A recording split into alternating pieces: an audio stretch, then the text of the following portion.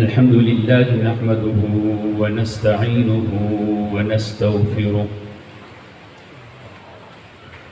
व नस्तगफिरुहु व नु'मिनु बिही व नतवक्कलु अलैहि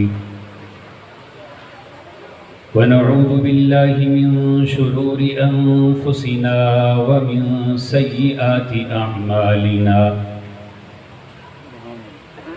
मन यहदिहिल्लाहु फला मुदिल्ल लहु व मन युद्लिल्हु फला हादिय लहु व नशहदु अन ला इलाहा इल्लल्लाहु वहदहु ला शरीक लहु व नशहदु अन्न सय्यिदना व मौलाना मुहम्मदन अब्दुहु व रसूलुहु अम्मा बअदु फ़अऊज़ु बिल्लाहि मिनश शैतानिर रजीम बिस्मिल्लाहिर रहमानिर रहीम मुहम्मदुर रसूलुल्लाह वल्लज़ीना मअहु अशिद्दाउ अलल कुफ़्फ़ारि रुहमाउ बैनहुम तराहुम रुक्कअन सुज्जदन यब्तगून फ़ज़लन मिनल्लाहि व रिज़वाना सीमाहुम फ़ी वुजूहिहिम मिन अथरिस सुजूद ज़ालिक मसलुहुम फ़ित्तौरात व मसलुहुम फ़िल इंजील कज़रअन अख़रज शतअहु फ़आज़रहु फ़ास्तग़लज़ फ़ास्तवى अला सूक़िहि युअजिबु ज़ुर्राअ लियग़ीज़ बिहिमुल कुफ़्फ़ार वअद अल्लाहु अल्लज़ीना आमनू व अमिलुस्सालिहाति मिनहुम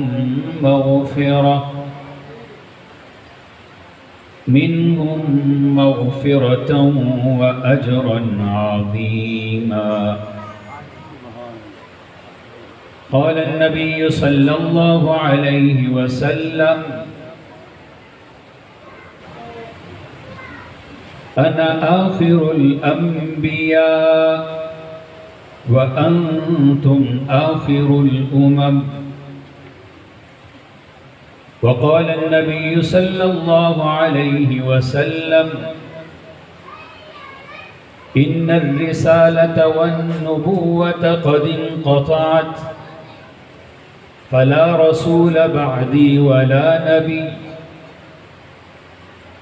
वक़ाल अन्नबिय्यु सल्लल्लाहु अलैहि वसल्लम इन्नमा अना रहमतुम मुहदाह औ कमा क़ाल अन्नबिय्यु सल्लल्लाहु अलैहि वसल्लम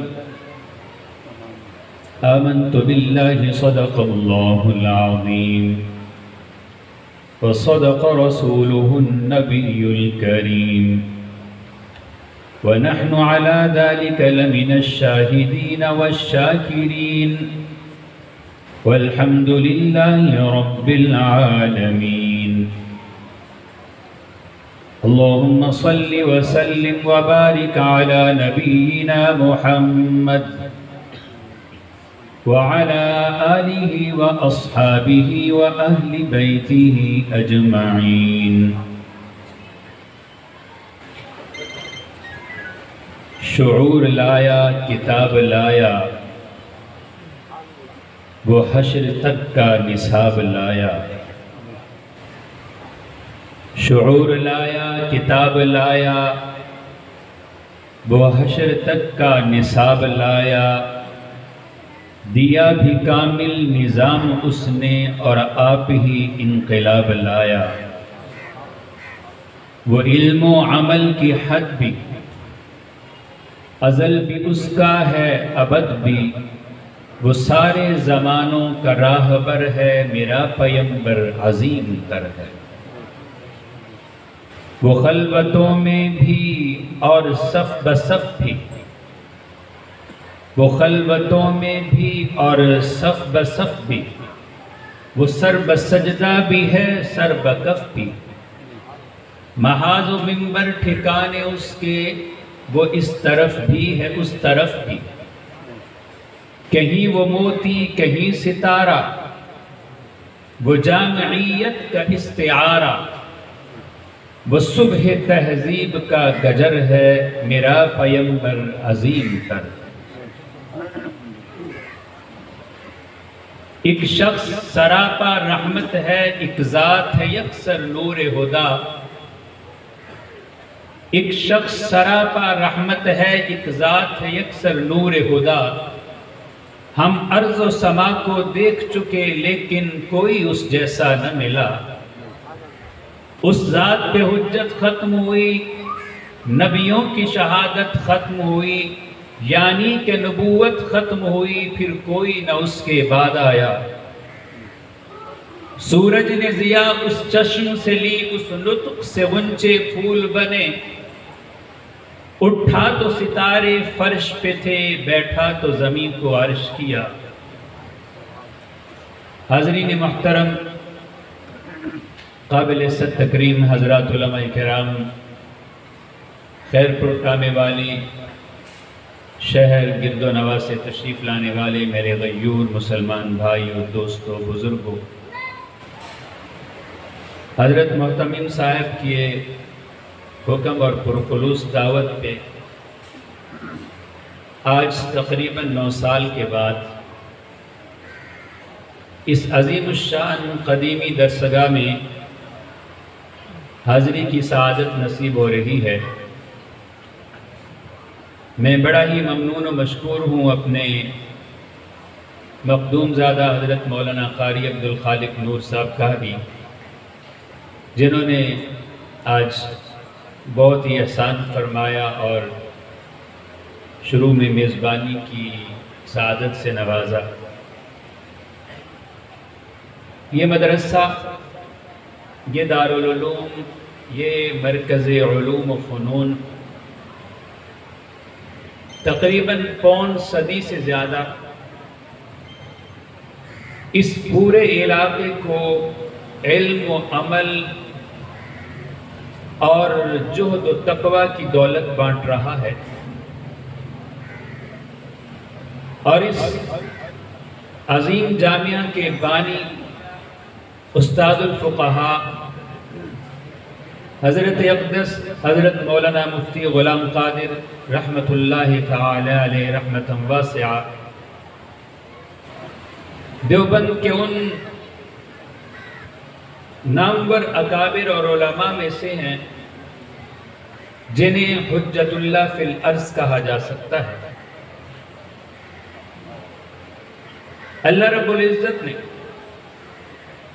हमारे अकाबिर को खुसूसियत के साथ ये ज़ौक़ बख्शा था कि हम दीन की दावत और दीन के गलबे के लिए किसी बिल्डिंग या छावनी के मोहताज कभी नहीं रहे। जब हिंदुस्तान में अंग्रेज़ों के मुकाबिल उलमाए किराम 1857 की जंग आज़ादी, जिहाद आज़ादी लड़ चुके, तो हिंदुस्तान को उंदलस के अंजाम से बचाने के लिए अपने ज़माने के गौस और अब्दाल लोगों ने मिलकर के फैसला किया कि हम इस धरती से रब की तौहीद और जनाब मोहम्मद की रिसालत का कलमा मिटने नहीं देंगे। ये वो ज़माना था जिस ज़माने में किसी घर में बैठकर के भी इनकलाब और कुरान की बात करना बड़ा मुश्किल था। इमारत बनाना, बिल्डिंग बनाना, छत बनाना, ये तो एक ख्वाब था दीवाने का। अल्लाह ताला ने उस जमाने में बड़ों की सोच और अकाबिर के ख्वाब को ताबीर देने के लिए दो महमूदों को जमा किया और उन्हें एक अनार के दरख्त के नीचे बिठाया। पढ़ाने वाले उस्ताद मुल्ला महमूद थे और उनसे पढ़ने वाले शागिर्द का नाम महमूद हसन देवबंदी शेखुल हिंद था। मैं अपने तसव्वुर और तालिब-इल्माना ज़ौक़ में एक बात कहना चाहूंगा कि हम जब किसी जगह पर बैठने का इंतजाम करते हैं, वहां पे शजरकारी की जरूरत हो तो हम दरख्त का, शजर का इंतखाब करने के लिए सबसे पहले उसका सायादार होना देखते हैं कि साया कितना होगा, फिर देखते हैं कि इसकी उम्र कितनी होगी, फिर देखते हैं इस पे कोई फल भी होगा, कहीं धूप की तमाजत और शिद्दत से ये सूख तो नहीं जाएगा। लेकिन कुर्बान जाइए रब्बुल आलमीन के, अल्लाह रब्बुल इज्जत ने इस दारुल उलूम के क़याम के लिए किसी बेरी और सुख चैन के वसी और अरीज किसी बोर्ड के दरख्त की छांव का इंतजाम नहीं किया, बल्कि मुल्ला महमूद और शेखुल हिंद महमूद को एक अनार के पेड़ के नीचे बिठाया, बिठा करके दुनिया वालों को यह पैगाम दिया कि इस दरख्त के नीचे शुरू होने वाली इहयाए इस्लाम की तहरीक और उलूम दीनिया की बका की जंग और गलबा इस्लाम की तहरीक ऐसी तहरीक होगी जैसे अनार पे उगने वाला अनार का एक फल जब हम खोलते हैं तो उसमें से 100 अनार के दाने और मोती निकलते हैं, और जो मोती जहां गिर जाए वहीं पे शजरे सायादार बन जाता है। इसी तरह इस दरख्त के नीचे पढ़ाने वाले और पढ़ने वाले मुल्ला महमूद और पढ़ाने वाले मुल्ला महमूद और पढ़ने वाले शेखुल हिंद महमूद देवबंदी रहमहुल्लाह के फैज से हम ऐसे तलबा उठाएंगे जिनकी मिसाल इसी अनार के दानों की तरह होगी, जो जहां जाएगा वहीं शहरे इल्म आबाद हो जाएगा। मेरे दोस्तों, हमारे अकाबिर उलमाए किराम ने इन जलसों, इन बड़ी बड़ी मजालिस, इन बड़े बड़े प्रोग्रामों का इनेकाद आज से सदियों पहले, दहाइयों पहले इसलिए नहीं किया था कि यहां कोई आए और अपनी आवाज का जादू जगा करके चला जाए, कोई आए तो वो महज शोला नवाई का मुजाहरा करके चला जाए।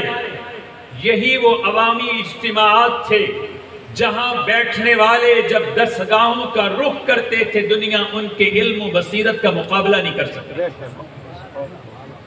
और अमूमन जलसों के माहौल से गुजरते हुए आज मैं ये बात कहने पे मजबूर हूं कि हम जब कोई जलसा और प्रोग्राम करते हैं, उस पे आने वाले अखराजात, उस पे की जाने वाली मेहनत को अगर हम आने वाले लोगों पे तकसीम कर दें तो शायद सामिईन में हर आदमी हमें 500 रुपए में पड़ेगा।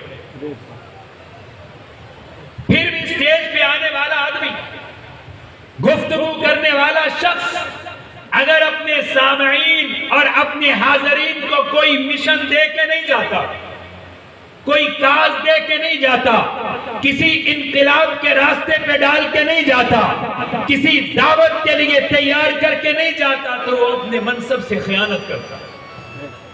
और देवबंद का ये मिजाज रहा है कि इसके शागिर्द अव्वल से लेकर आज तक के हर तालिब इल्म को अल्लाह ने वो सीमाबा मिजाज दिया है कि ये लोग जहां निकले हैं शहरे इल्म आबाद किया है, जहां निकले हैं इनकलाब की नवीद बने हैं, जहां निकले हैं जमाने के रुख को बदला है, जहां निकले हैं उलूम नबविया के मुदर्रिस रहे हैं, जहां निकले हैं गलबा इस्लाम की तहरीक के अलंबरदार रहे हैं।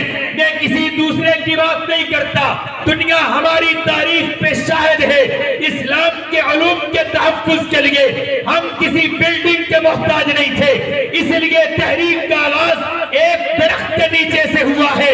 पूरे हिंदुस्तान में दीन बाकी रहा है और कुफर के मुकाबले में गलबे का आगाज मुल्ला उमर की एक झोपड़ी से हुआ था और आज तक काफिर अपनी शिकस्त को चाट रहे हैं।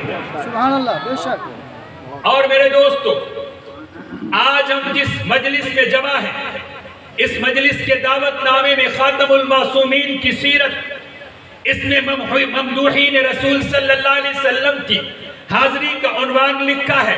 अभी मुझसे कबल हजरत मौलाना जामी साहब दामत बरकातुहुम कुरान करीम के फजाइल और मनाक़िब और मदारिस के किरदार पे बात कर रहे थे, और मैं चाहता हूं आज मेरे वो नौजवान जो सोशल मीडिया से मुतासर हैं, मेरे वो नौजवान जो यूट्यूब पे देख करके अपना अकीदा बदल लेते हैं, मेरे वो नौजवान जो सोशल मीडिया एक्टिविस्ट की बात सुनते हैं और समझते हैं कि इस्लाम ने ये 1400 साल से उलमा ये तो कुछ कर ही नहीं रहे हैं। असल तो इल्म इस आदमी के पास है जिसके इधर भी तारीख की किताबों का अंबार है, इधर भी तारीख की किताबों का अंबार है। शायद हमारे उलमा इनका मुकाबला नहीं कर सकते। मैं चंद बातों की झलक आपके सामने रखना चाहूंगा। इन मदारिस ने किया क्या है, इन उलमा ने किया क्या है। रहमत आलम आए तो अल्लाह के नबी ने उम्मत को पैगाम क्या दिया था, रास्ता क्या दिया था। हम जब जाकर के हिजरत के बाद रहमत आलम की मस्जिद मदीना मुनव्वरा को तारीख के बाब में उठाते हैं, इमामुल अंबिया ने उम्मत को मुसल्ला भी दिया है, असहाबे सुफ़्फ़ा का चबूतरा भी दिया है।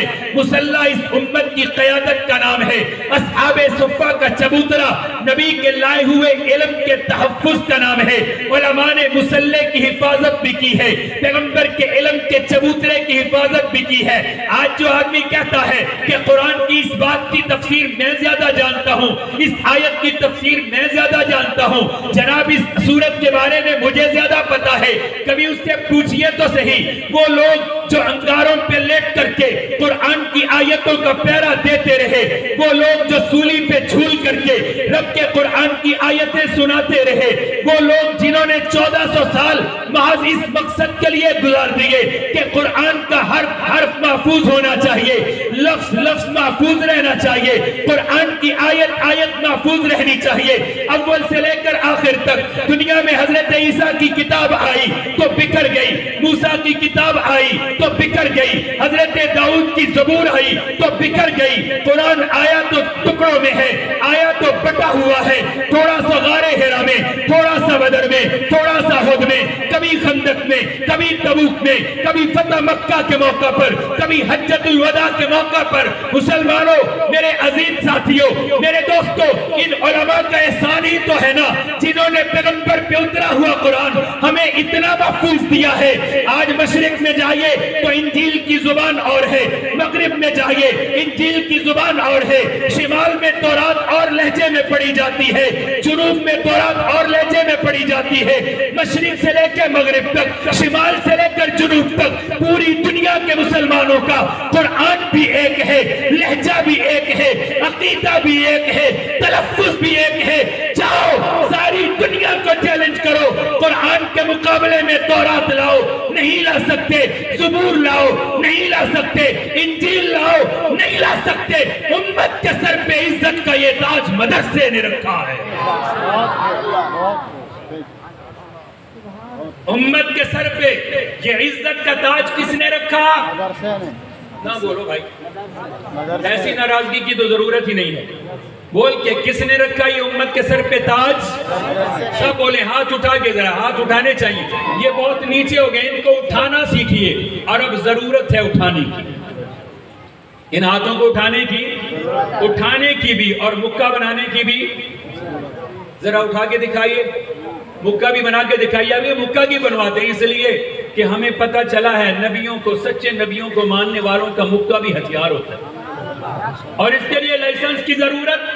फवकज़हु मूसा फक़दा अलैहि, मूसा अलैहिस्सलाम ने मुक्का ही तो मारा था ना, इसलिए हाथ उठा करके दुनिया को बतलाइए ना।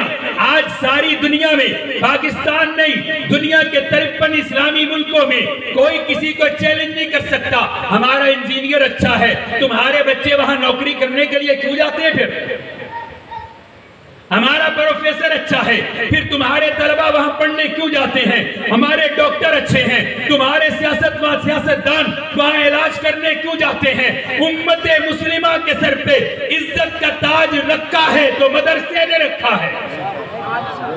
कोई ईसाई तौरात और इंजील और ज़बूर की सनद नहीं ला सकता। ला सकते? एक सफ़े की नहीं, एक आयत की नहीं, एक जुमले की सनद नहीं ला सकता। और ये उलमा की मेहनत और कुर्बानी का नतीजा है। आज अगर कोई सियासतन भी कहे कि कुरान बदला हुआ है, फिर और बात पूछने की जरूरत नहीं है, उसके बारे में बात पक्की पता चल जाती है। कैसा अकीदा दिया, कैसी सोच दी। और एक बात मदरसे के हवाले से और करता हूं, हम रात को सोने से पहले आयतुल कुर्सी पढ़ के भूख मार लें तो कहते हैं घर की हिफाजत होगी। होगी? होगी या नहीं होगी? 4 कुल पढ़ लें तो हम कहते हैं हिफाजत। हम सूरह यासीन पढ़ लें तो कहते हैं बरकत। सूरह वाक़िया पढ़ लें तो हम कहते हैं हमारे घर में रिस्क में बरकत। मैं आपसे एक बात कहता हूं, कभी सोचा है हमने, अगर मैं और आप सिर्फ 4 कुल पढ़े तो बरकत उतरे? मैं और आप सिर्फ सूरह यासीन पढ़ ले तो रिस्क में बरकत आ जाए? मैं और आप आयतुल कुर्सी पढ़ के फूंक मारे तो शयातीन के लिए दरवाजे बंद हो जाएं? खैरपुर वालों, कभी सोचा है खैरपुर में सुबह से लेकर शाम तक कितना कुरान पढ़ा जाता है? कभी सोचा? अगर मेरे और आपके आयतुल कुर्सी पढ़ने से बरकत उतरती है, खुदा की कसम इस खैरपुर में पढ़े जाने वाले कुरान की बरकत से पता नहीं कितनी मुसीबतें आसमान पे रुकी रहती। अल्लाह देखते कि ये वो बस्ती है जहां कुरान पढ़ने वाले हैं, जहां रब के दीन का तहफ्फुज करने वाले हैं। और ये कुरान ही इस उम्मत की इज्जत की पहली दलील है, एजाज की पहली दलील है। जो मदरसा पढ़ाता है, कॉलेज नहीं पढ़ाता, यूनिवर्सिटी। लेकिन यहाँ एक गलतफहमी और भी दूर कर दूं, आजकल एक तकसीम सियासत के तहत की जा रही है कि ये कॉलेज वाला, ये मदरसे वाला, ये यूनिवर्सिटी वाला, ये मदरसे वाला, जनाब ये रोशन ख्याल, ये कदीम ख्याल, ये स्टोन एज वाला, ये जदीद जमाने वाला। याद रखिए, जिसने जनाब मोहम्मद का कलमा पढ़ा है वो सब रसूलुल्लाह के उम्मती हैं, तकसीम कोई नहीं। हम में तकसीम काम की तकसीम है, काम की। कॉलेज वाले मस्जिद बनाते हैं, कारोबारी लोग मस्जिद बनाते हैं, ताजिर मस्जिद अब बनाते हैं ना, फिर कहिए तो सही ना, ताजिर मस्जिद बनाते हैं। इन जमीन पे काम कारोबार करने वाले मुसलमान मदारिस को आबाद करने के लिए ताउन करते हैं। उलमा मिंबर पे खड़े होकर के आज़ान हक देते हैं, मेहराब रसूल की इज्जत का पहरा देते हैं, अल्लाह रब्बुल इज्जत के दीन के गलबे की जंग लड़ते हैं, उम्मत के अकायद का पहरा देते हैं। ये ना हो तब भी निजाम नहीं चलता, वो ना हो तब भी निजाम नहीं चलता। उम्मत में किसी के हिस्से में सुन्नत हजरत उस्मान गनी की आई है, किसी के हिस्से में जनाब इब्न मसूद की आई। इसलिए हम आपस में जुदा नहीं बल्कि क्या है, मिले हुए, आपस में मुत्तहद हैं। आपस में खास तौर पे मेरे वो स्कूल और यूनिवर्सिटी वाले नौजवान जो ये समझे कि नहीं ये मदरसे का जलसा है, ये मदरसे का नहीं, ये आपका जलसा है। ये मदरसे का जलसा नहीं, ये दीन का सिर्फ जलसा नहीं, दीन आपका भी है। ये रहमत आलम की सीरत का जलसा नहीं, हुजूर आपके और मेरे भी है। ये सिर्फ पैगंबर के तज़किरे का जलसा नहीं, ये मेरे और आपके ईमान की बुनियाद है। इसलिए मदारिस और दीनी जमातों की तकरीबात को अपनी समझिए, दुनिया हमें तकसीम कर सकती। तो मैं अर्ज़ ये कर रहा था, मदरसे ने कुरान की हिफाजत की, और कितनी की पता है? आज सोशल मीडिया पे एक और बहुत बड़ी बात वो ये कि कोई जाफरी, नकवी, अस्करी, मिर्जाई, जेलवी, कादियानी आकर के नई नई बातें करेंगे। हाँ, सुन्नी तो कभी अहले बैत की बात करते ही नहीं। सुन्नी कभी अहले बैत की, जबकि अकाबिर बैठे हैं, इन्हीं की मौजूदगी में हजरत तो हदीस पढ़ाते हैं। मैं तो तालिब इल्म हूँ, पढ़े हुए भी बहुत अरसा गुजर गया, मुदर्रिस तो वैसे नहीं हूँ, लेकिन मुझे इतना याद है कि अहल सुन्नत की हर किताब हदीस की किताबुल फजाइल पे ही खत्म होती है। हर हदीस की किताब फजाइल के बाब पे खत्म होती है। हर हदीस की किताब के आखिर में जनाबे अबू बकर के फजाइल, जनाबे हजरत उमर के फजाइल, हजरत उस्मान और अली के फजाइल, हजरत हसन हुसैन के फजाइल, हजरत फातिमा और हजरत ज़ैनब के फजाइल, हजरत आयशा और हफ्सा और हजरत खदीजा के फजाइल। सुनो, दुनिया का हर आदमी अपने अच्छे काम का इख्तिताम उस चीज पे करता है जो सबसे ज्यादा महबूब होती है। हमारी तो हदीसों का इख्तिताम अहले बैत पे होता है, तुम कहते हो अहले बैत को नहीं मानते। हमारी हदीस की पूरी किताबें वो ईमान और अमल की एक तालीम होती हैं, लेकिन हर हदीस की किताब के आखिर में असहाबे नबी और अहले बैत नबी का तज़किरा इस बात की दलील होता है कि लोगों ये ईमान की तालीम है, ये अमाल की तालीम है। ये आखिर में जिन लोगों का तज़किरा है ये ईमान और अमल की अमली तस्वीरें, इसलिए हम तज़किरा करते हैं। लेकिन हम ये बात नहीं मानते कि सिर्फ अहले बैत का उन्वान इख्तियार करके नबी को भी छोड़ दें, नबी के सहाबा को भी छोड़ दें। इसलिए कि अहल सुन्नत के यहाँ हुजूर दुनिया से कामयाब गए, नाकाम नहीं। सब बोलिए नाकाम नहीं। और हुजूर उम्मत को जो जमात दे करके गए उस जमात से ज्यादा कामयाब किसी नबी की जमात नहीं। अहल सुन्नत का अकीदा यह है कि रहमत आलम की नबूवत के कबूल करने के बाद सबसे बड़ा एजाज ईमान के बाद सहाबियत का है। नामो नसब की तकसीम कोई हैसियत नहीं रखती। हाशमी होना कमाल नहीं, इसलिए कि हुजूर अक़दस के वालिद का नाम अब्दुल्ला था, उनके वालिद का नाम अब्दुल मुत्तलिब था, अब्दुल मुत्तलिब के वालिद का नाम हाशिम था, और अब्दुल मुत्तलिब के बेटे तो 10 थे। उन 2 बेटों में उन 10 बेटों में से 2 ने हुजूर का कलमा पढ़ा, बाकी 8 चाचाओं में से तो एक ऐसा चचा भी था जिसने कुरान ने कहा तब्बत यदा अबी लहब व तब। क्या हाशमी होने की वजह से इसको भी अजमत का सलाम पेश करेंगे?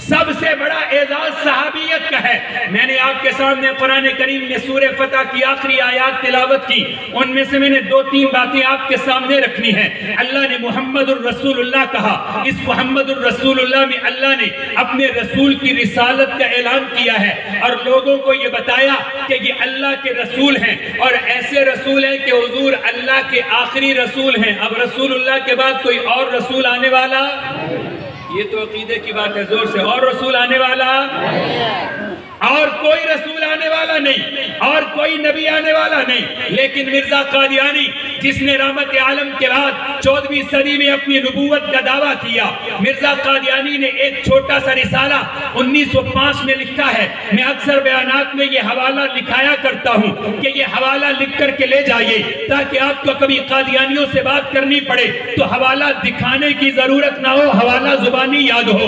उस किताब का नाम जो छोटी सी है 12-14 सफ़ों की है, उसका नाम है एक गलती का इजाला। मिर्जा कादियानी ने उस एक गलती का इजाला किताब में लिखा।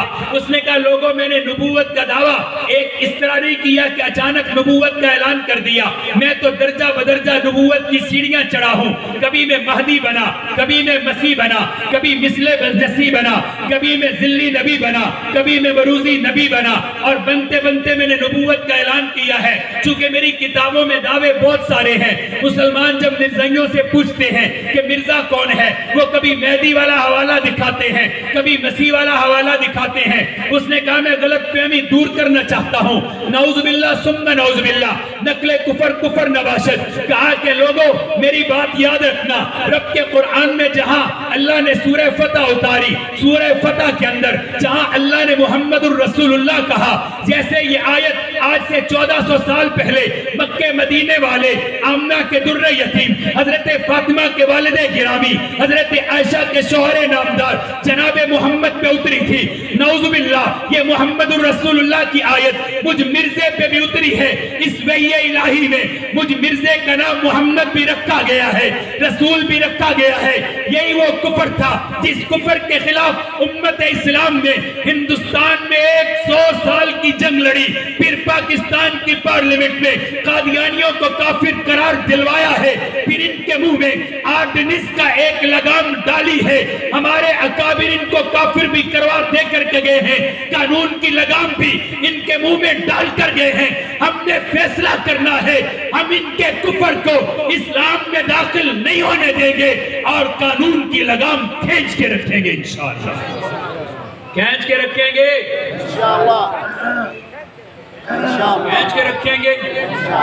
कोई मुजाहिद हो जो जरा खत्म नबूवत का नारा लगाए, पता चले कि वाकई खींचने वाले।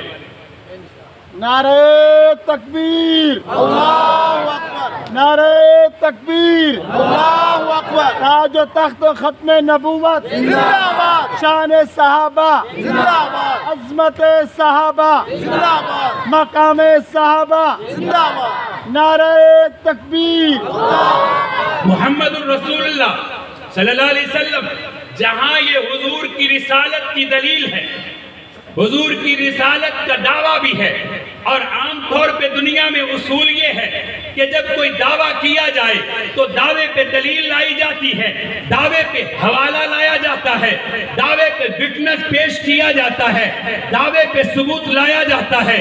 मुफस्सिरीन ने एक अजीब बात लिखी है कि जब मोहम्मद करीम की रिसालत का दावा किया गया तो दलील पे अंबिया के तरीके के मुताबिक मोजज़ात जिक्र करने चाहिए थे कि मोहम्मद अल्लाह के रसूल इसलिए हैं कि उनके इशारे पे रब ने पत्थरों को जुबान दी है।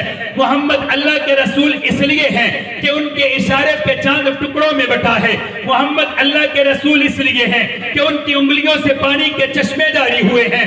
मोहम्मद अल्लाह के रसूल इसलिए हैं कि उनके इशारे पे दरख्त चल के आए हैं। मोहम्मद अल्लाह के रसूल इसलिए हैं कि उनके लुआब से कड़वे कुएं मीठे हुए हैं। मोहम्मद अल्लाह के रसूल इसलिए हैं कि उनके रस्तों को रब ने इतर की खुशबू से मुअत्तर कर दिया है।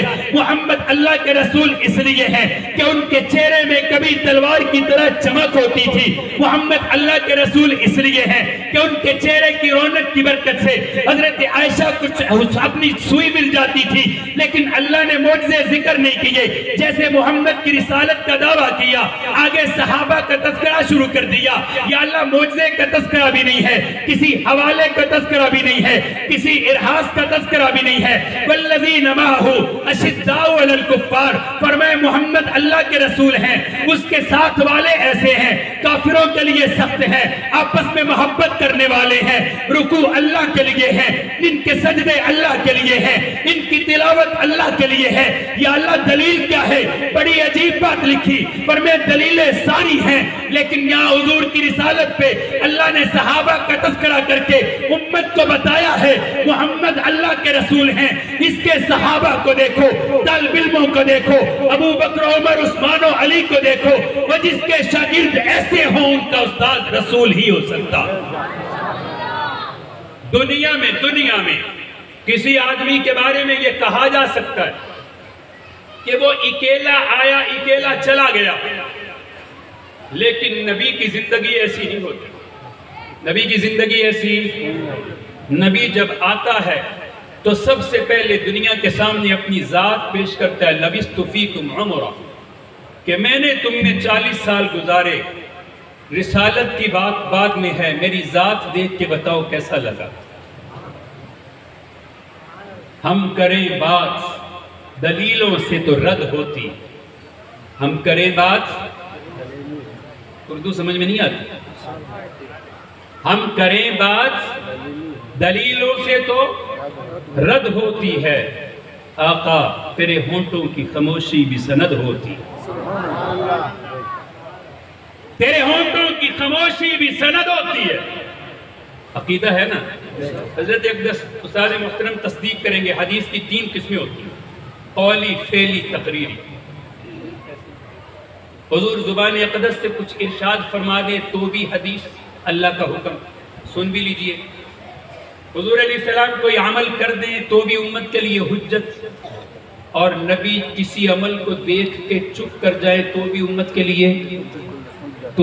लिए हुज्जत और दलील। इस्लामाबाद में एक यूनिवर्सिटी के अंदर हॉस्टल में बयान था। मैं वहाँ से जब निकला तो आपको पता है आजकल सोशल मीडिया का फितना तो आसमान से बातें करता है ना, काली पगड़ी काला चोगा, इधर किताबों का ढेर, इधर भी किताबों का ढेर, दोनों तरफ तारीफ, और यूं उठा के दिखाते हैं तबरी ने ये लिखा, फलाने ने ये लिखा, फलाने ने ये लिखा। सारी दुनिया तारीफ के सफ़ात से काली कर दी जाए, मुसलमान का अकीदा बनता भी कुरान से है, टूटता भी कुरान से। तारीफ के हवाले हमारे अकायद का जवाब नहीं बन सकते, अकीदा कुरान से बना करता है। और अगर दलील कुरान से ना हो तो पूरी दुनिया की तारीख के अंबार, जूती की नोक पर कुरान की एक आयत का मुकाबला नहीं है। लेकिन चूंकि सोशल मीडिया के डसे हुए, तो एक लड़का मालूम नहीं डॉक्टरेट कर रहा था, तो मुझे उसने सवाल किया कि सारी बातें छोड़ें, अभी मैं गूगल से निकाल के दिखाता हूँ हुजूर जब आखिरी उम्र में बीमार थे। ये बात जुबान पे आई तो आपकी खिदमत में करता जाऊं, इसलिए कि बड़े भी तस्दीक करेंगे कि हुजूर अलैहिस्सलाम ने फरमाया था कि कागज कलम लाओ, कलम और किरतास लाओ, मैं तुम्हें कुछ लिख दूं। मैं तुम्हें, आपको पता है ना इससे वाक़या किरतास कहते, बड़ी मशहूर बात है।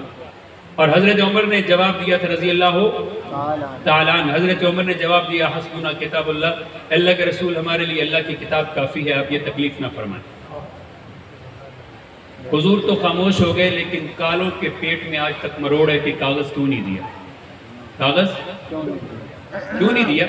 देखिए मेरी बात सुने, आप कहेंगे किधर जा रहा है, मैं उधर जा रहा हूं जिधर दुनिया लेके जा रही है।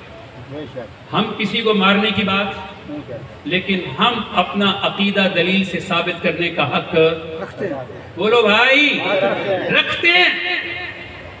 तो उसने कहा जी ये देखिए, आप बताएं हजरत उमर ने कागज क्यों नहीं दिया था। मैंने कहा तुम जो पूछते हो क्यों नहीं दिया था, हुजूर ने तो नहीं दोबारा पूछा कि तुम मुझे कागज क्यों नहीं देते। रसूलुल्लाह ने नहीं पूछा कि एक बार कहा नहीं तो फिर दोबारा लाओ कागज। इसके उलमा ने मुख्तलिफ जवाब दिए कि हुजूर अलैहिस्सलातु वस्सलाम तकलीफ के आलम में थे, हजरत अली को लाना चाहिए था चूंकि वो साहिबुल बैत थे, लेकिन अपने बड़ों की बरकत से अल्लाह ने दिल में एक बात डाली। मैंने उससे पूछा कि ये बताओ ये कागज कलम का वाक़या किस दिन हुआ था। उसने कहा ये तो नहीं पता। मैंने कहा चलो मैं बताता हूँ, ये जुमेरात का वाक़या है। ये क्या है, फिर जुम्मा, हफ्ता, इतवार और सोमवार। इस वाक़े के बाद हुजूर 5 दिन यानी 4 दिन और जिंदा रहे, एक बार भी हुजूर ने दोबारा कागज मांगा।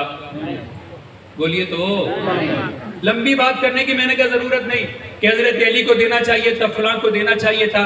मैंने कहा हम अहले सुन्नत और पूरी उम्मत का अकीदा ये है कि नबी किसी बात पे गलत और बातिल हो तो नबी उस पे चुप, बोलिए नबी चुप नहीं रहता। जब हजरत उमर ने कहा हस्बुना किताबुल्लाह, हुजूर खामोश हो गए। समझ आया कि पहले कागज चाहिए था। अब हजरत उमर के जवाब पे हुजूर के चुप ने तस्दीक लगा दी कि अब नहीं चाहिए, अब कागज अब चाहिए ही नहीं। इसलिए कि हुजूर बीमारी के आलम में भी अल्लाह के पैगंबर थे। नबूवत सल तो नहीं हुई थी। और अगर तुम कहो कि नबी थे और वाकई थे, तो अगर हजरत उमर का जवाब गलत होता तो अल्लाह के पैगंबर खामोश नहीं रहते। जो नबी खामोश रहे तो जनाबे नबी करीम की खामोशी ने हजरत उमर के जवाब की तस्दीक कर दी। इसलिए कि नबी ने अपनी नबूवत वाली आंखों से देखा था कि ये वही उमर है कि इससे पहले 22 मरतबा इसी उमर के मशवरे पे रब ने ताईद उतारी। इसलिए आले सुन्नत कहते हैं कि सीरत जब भी बयान करें, अगर चांद के साथ सितारों का तज़किरा न करें तो बात मुकम्मल। और आजकल ये तर्ज चला है और बात जगह पे ये लिखा होता है, ऊपर एक आदमी बकबक कर रहा होता है, कुछ बातें सही भी करता है, नीचे कमेंट्स करते हैं, मौलाना साहब इतनी दुश्मनी क्यों करते हैं? उसकी सही बातों की तस्दीक करें। मिर्जा कादियानी ये कहता था कि मैं अल्लाह का नबी हूँ, अल्लाह का रसूल हूँ, अल्लाह एक है। क्या ख्याल है, नबूवत के दावे के बाद हमारे यहाँ उसकी तौहीद भी काबिल कबूल? बोलो भाई, टेक्निकल बातें समझा रहा हूँ, पढ़े लिखे लोग हैं ना, यहाँ से उठ के जाओ तो किसी से बात तो कर सको। ये जाके ना कहो कि जी बड़ा शोर मचाता था, बहुत मजा आया, जज्बात हमारे बुलंद कर दिए और पल्ले कुछ भी नहीं पड़ा। यहाँ से जाओ तो किसी से बात तो कर सको ना। मिर्जा कादियानी ने कहा कि मैं अल्लाह का रसूल हूँ, अब वो तौहीद का दावा करे तो कबूल, अब वो नमाज पढ़े तो कबूल, अब वो तिलावत करे तो कबूल। इसी तरह सोशल मीडिया पे आने वाले, दुनिया में किसी माँ ने वो बेटा जना नहीं जो आकर के कहे कि अल्लाह दो हैं, फिर कहे मैं मुसलमान हूँ। मानेंगे? कोई आदमी कहे मैं नबी हूं, फिर कहे मैं अल्लाह का नबी हूं, फिर अपने आप को मुसलमान कहे। कोई कहे कि कुरान नऊजुबिल्लाह तहरीफ शुदा है, बदला हुआ, फिर अपने आप को मुसलमान कहे। दुनिया के हर गुमराह आदमी का एक ही तरीका है, वो मुश्तरक बातों में आपकी बात करेगा, फितना दरमियान में डालेगा। लोगों को पता है तौहीद के ऊपर शिर्क की बात मुसलमान नहीं मानेंगे, नबी की रिसालत पे बात मुसलमान नहीं मानेंगे, कुरान की तहरीफ का दावा मुसलमान नहीं मानेंगे, नमाज का इनकार मुसलमान नहीं मानेंगे, रोजे का इनकार मुसलमान नहीं मानेंगे, हज का इनकार मुसलमान नहीं मानेंगे। चलो ऐसा करो, नबी जो जमात छोड़ करके गए थे, अमीर मुआविया से शुरू होते हैं, फिर अली पे बात करते हैं, फिर साद पे बात करते हैं, फिर तलहा और जुबैर पे बात करते हैं, फिर मुगीरा पे बात करते हैं, फिर उस्मान गनी पे आते हैं, फिर उमर पे आते हैं, फिर उस्मान पे आते हैं। हर आदमी जो रसूलुल्लाह तक पहुंचना चाहता है वो पहले सहाबा पे भौंकता है ताकि इस रास्ते से रसूल पे जा सके। इसलिए कि दुनिया के काफिरों को पता है कि पैगंबर के आसपास में जितनी मजबूत दीवार मोहम्मद के यारों की है और कोई भी, जोर से, और कोई भी। और ये मैं कहता हूं काफिरों को पता है। किसको पता है? किसको पता है? काफिरों को पता है कि पैगंबर की नामूस के गिर्द जितना सख्त पहरा सहाबा का है, किसी और का। आप कहेंगे आप हमारे माशरे में कैसी बातें करते हैं। मैं कोई ऐसी बात नहीं कर रहा, दलील भी देता हूं ताकि कल आपको मुश्किल ना हो। सुलह हुदैबिया का मौका, क्यों दलील दे देनी चाहिए, बिना दलील के बात तो ना करूं। सुलह हुदैबिया का मौका, रसूल करीम अलैहिस्सलातु वस्सलाम आए उम्रे के लिए, 1400 सहाबा साथ में। इन 1400 सहाबा में से जब मक्के वालों ने रोक दिया तो रहमत आलम ने हजरत उस्मान गनी को भेजा मक्के में अपना सफीर बना करके। मक्के वालों ने हजरत उस्मान की शहादत की खबर मशहूर कर दी। रसूल करीम अलैहिस्सलातु वस्सलाम ने सहाबा किराम से एक दरख्त के नीचे बैत ली जिसे बैत रिजवान कहते हैं। और ये बैत इस बात की थी कि उस्मान के दुश्मनों से बदला लेना, वरना अपनी जान मालिक तेरी अजमत के कुर्बान जाऊं। उन बैत करने वालों में जहां हजरत अबू बकर उमर थे, वहां अली ने भी बैत की कि मैं उस्मान के दुश्मनों का दुश्मन हूं, दोस्त नहीं।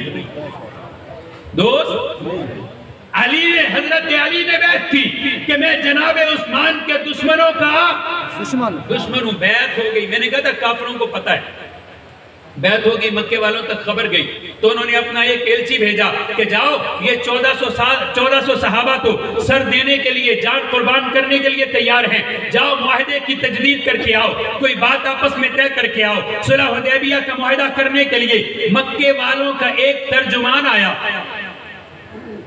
जिसका नाम था उरवा बिन मसऊद सक़फ़ी। ये आया 3 दिन सहाबा के पड़ाव में रहा, ये 3 दिन यहाँ रहा, मुआहदा हो गया। जब वापस गया इसने वही बात की जो बात मैंने आपके सामने बतौरे दावे के की है। कहा जब ये यहाँ से गया मुआहदा हो गया, जब मक्के वालों के पास गया जाकर के कहा मक्के वालों मोहम्मद को नुकसान पहुंचाने का, शिकस्त देने का, उस पे गालिब होने का ख्याल छोड़ दो, ख्याल छोड़ दो, ख्याल छोड़ दो, ख्याल छोड़ दो। क्यों?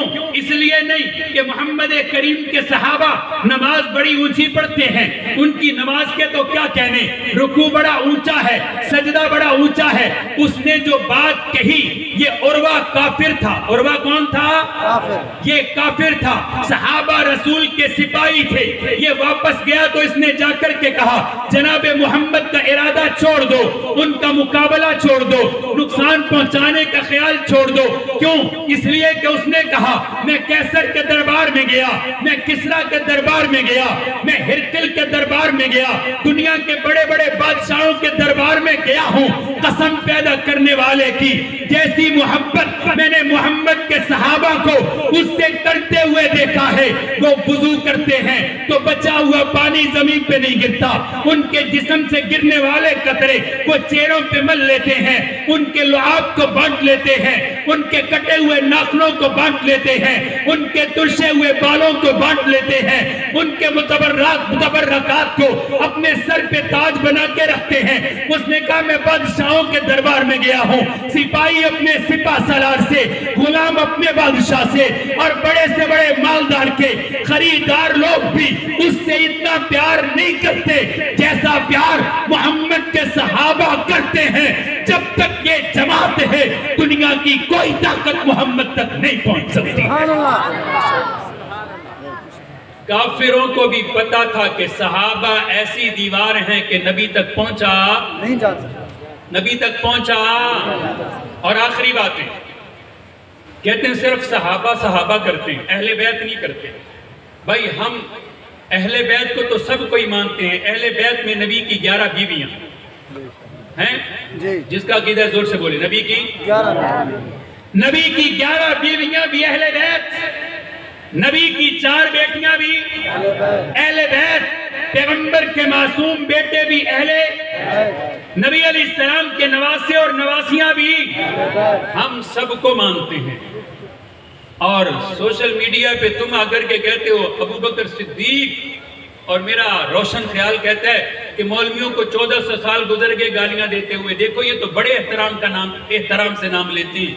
काश तूने हजरत मौलाना अब्दुल शकूर लखनवी से पूछा होता, काजी बदर हुसैन से पूछा होता, मौलाना नानोतवी और हजरत गंगोई से पूछा होता, मौलाना हक नवाज से कभी बैठ के सीखा होता। ये वो दजल है जिस पे 14 सदियों से तकिए की चादर पड़ी हुई। कोई सबूत नहीं है कि ये कहने वाला दिल से कैसा है, जुबान से कैसा है, लेकिन दावा तो वो होना चाहिए जो सर चढ़ के बोले हम अहले बैत को मानते। बोलो हम अहले बैत को, इसलिए हम में बेटियों का नाम आयशा भी है, हफ्सा भी है, उम्मे कुलसूम भी है, मैमूना भी है, और हजरत खदीजा का नाम भी है। लेकिन अगर मैं तेरे बनाए हुए अहले बैत मानूं तो अल्लाह का शुक्र है हम में फातिमा भी नाम, हसन भी नाम, हुसैन भी नाम, अली भी नाम। हम तकसीम करने वाले नहीं, हम सहाबा भी माने, अहली बैत भी माने।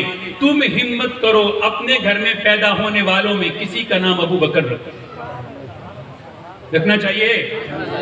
तुम अपने घर में पैदा होने वाले किसी का नाम अबू बकर रखो, पता चले कि तुम मानते हो। तुम देखो कैसा रब का फैसला भी बड़ा अजीब है। जब से बिल आया है सांप भी बिल से बाहर निकल आया। बिल आया तो सांप भी बिल से बाहर निकल आया। पहले कहते थे हम मानते हैं, हम गाली नहीं देते, और जिस दिन से बिल आया है बिल से निकल करके बिल बिला रहे हैं, बिल से निकलकर बिल बिला रहे हैं कि नहीं होना चाहिए। ये तो एहतराम का कानून है। कसम पैदा करने वाले की हम रब के सारे नबी भी माने, सारे रसूल भी माने, सारी किताबें भी माने, सारे सहाबा भी मानते हैं, सारे अहले बैत भी हम मानते हैं। इसीलिए हम में अहले बैत के नाम भी हैं और हमारे पास अहले बैत का इल्म भी है, कुरान भी।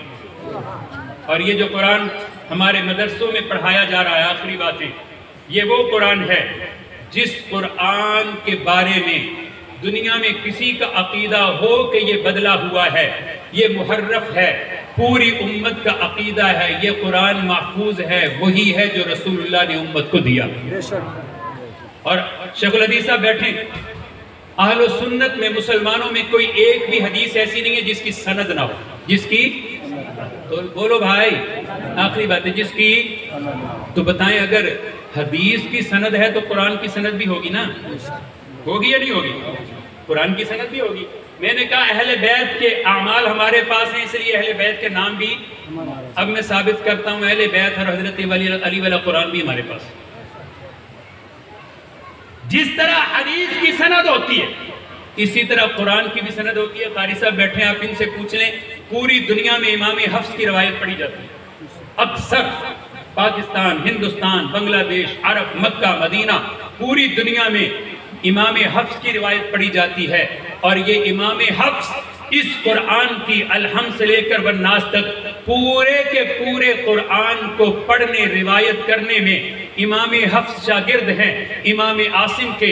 इमाम आसिम ये शागिर्द हैं, इसमें हजरत अब्दुर्रहमान, इमाम अब्दुर्रहमान अस्सुलमी के, और अब्दुर्रहमान अस्सुलमी इस कुरान के पढ़ने में शागिर्द हैं हजरत अली के, और अली ने ये पूरा कुरान लिया है जनाब नबी से। सुन्नियों के पास कुरान कौन सा है? बोलो अली वाला। सुन्नियों के पास कुरान कौन सा है? अली वाले हो तो जोर से बोलो ना। सुन्नियों के पास कुरान कौन सा है? अली वाला। बस फर्क इतना है, हम अहले बैत को मानते हैं वैसे जैसे रसूलुल्लाह ने कहा था। हुजूर ने फरमाया फितने का जमाना होगा तो मेरे अहले बैत की मिसाल ऐसे होगी जैसे हजरत नूह के तूफान में कश्ती की थी। लेकिन एक बात और भी कही, फरमाया अहले बैत तो ऐसे हैं जैसे तूफान नूह में कश्ती है, सहाबा ऐसे हैं जैसे तारीक रात में सितारे हैं। जैसे तारीक रात में, आखिरी नुक्ते की बात कर रहा हूँ, अहले बैत कश्ती हैं, अहले बैत तूफान में, और सहाबा तारीक रात में।